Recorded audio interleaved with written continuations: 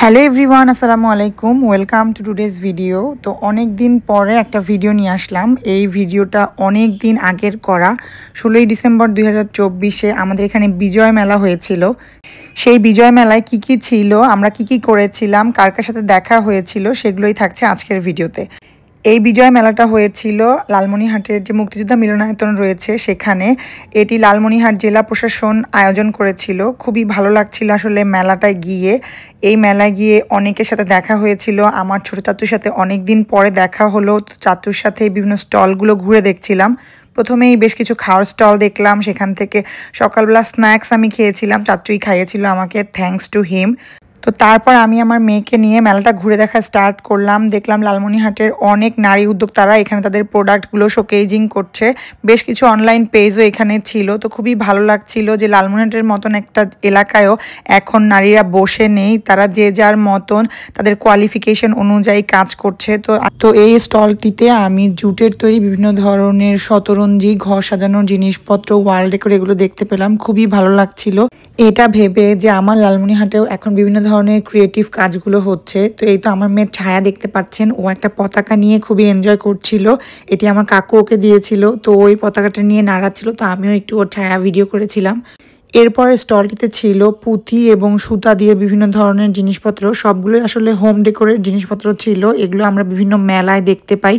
আর এটা যেহেতু বিজয় মেলা ছিল, তো এই মেলায় এর ব্যতিক্রম হয়নি। এছাড়াও এই স্টলে বিভিন্ন ধরনের নকশি কাঁথা ছিল, আমি কাঁথাগুলোও দেখেছিলাম, আমার কাছে বেশ ভালোই লেগেছিল। তো এই তো দেখতে পাচ্ছেন ক্রিস্টাল পুঁতি দিয়ে খুব সুন্দর করে একটা ফলের ঝুড়ি বানানো রয়েছে। আসলে মেলায় বিভিন্ন ধরনের জিনিসপত্র যে শোকেজিং করা থাকে সেগুলো দেখতে খুবই ভালো লাগে।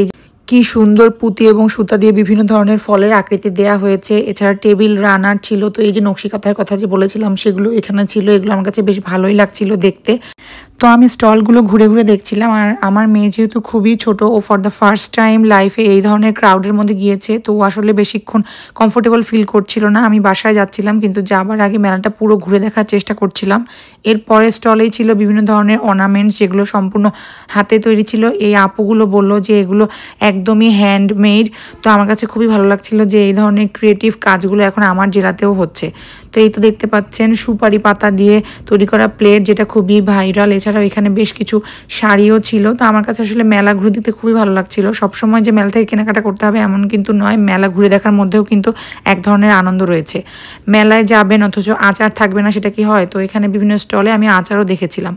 আর এই বিজয় মেলায় যেহেতু মোস্ট অফ দ্য স্টল নারীদের ছিল, সুতরাং ড্রেসের আধিক্য এখানে বেশি ছিল। মোস্ট অফ দ্য স্টলে আসলে ড্রেস, শাড়ি এগুলোই ছিল। এছাড়াও বেশ কিছু খাবারের দোকান ছিল, যে আগেই বললাম। এছাড়া হোম ডেকোরের জিনিসপত্রও ছিল, যা আমি বেশ কিছু দেখানোর চেষ্টা করেছি। তো মোটামুটি আধা ঘন্টার মতন লেগেছিল আমার এই মেলাটা ঘুরে দেখতে।